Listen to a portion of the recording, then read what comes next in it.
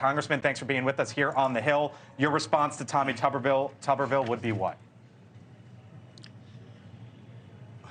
I mean, it's almost hard to know where to start with what he just said. I mean, House Republicans aren't even alleging that anybody in the Biden administration should be locked up or there are any kind of criminal violations or anything like that. So I don't know where he's getting his information from, but he's totally misinformed. With respect to the hearing that's actually taking place here, I think the point that we've been making is that nobody's talking about high crimes and misdemeanors. Nobody's talking about bribery or treason. Nobody's talking about the actual constitutional standard that's supposed to govern an impeachment proceeding. And that's because they don't have the law or the facts to back it up. So that's one of the things I've been trying to emphasize in the hearing. I'm sorry, go ahead. No, finish your thought. One of the things I've been trying to emphasize is that the Supreme Court, this is the Trump Supreme Court, in an 8-1 decision in United States v. Texas, is basically contradicting the basis of all of these articles of impeachment. What they're saying is that they have prosecutorial discretion, and so when the articles come in and say that they have been willfully violating these laws because they're not enforcing them, the Supreme Court says, look, they don't have the resources to enforce all of them, and nobody has in the past 27 years, which is why Mike Chertoff came in and said they shouldn't impeach Mayorkas either. So you can't do it on those grounds, but they're still going to go forward anyway. Congressman, President Biden is famous for saying the following. My father had an expression, don't tell me what you value, show me your budget, and I'll tell you what you value. So we went back and looked at the budgets, Congressman. Fiscal year 2022, there is not a single reference of the southern border in President Biden's budget. In 2023, the southern border was referenced in just a few paragraphs. And then in the budget in 2024, the administration started to take it on. Wasn't it a mistake, Congressman, if that's what you value, the budget, it shows what you value, wasn't it a mistake for the president not to address the budget earlier, the border rather earlier?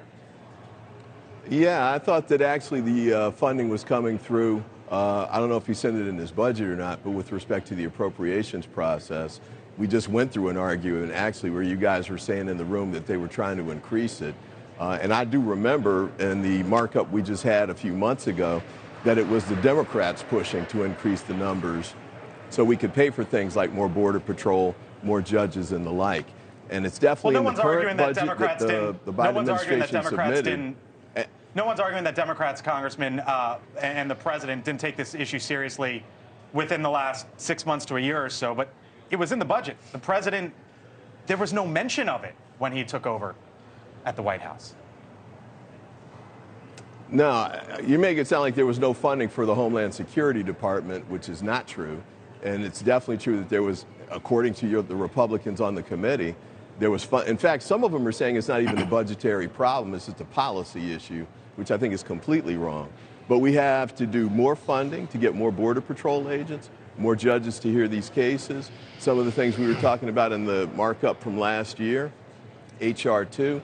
We need drones to counteract the drones that the cartels have. We need all sorts of things like that, the scanners that they use for the trucks that are coming through.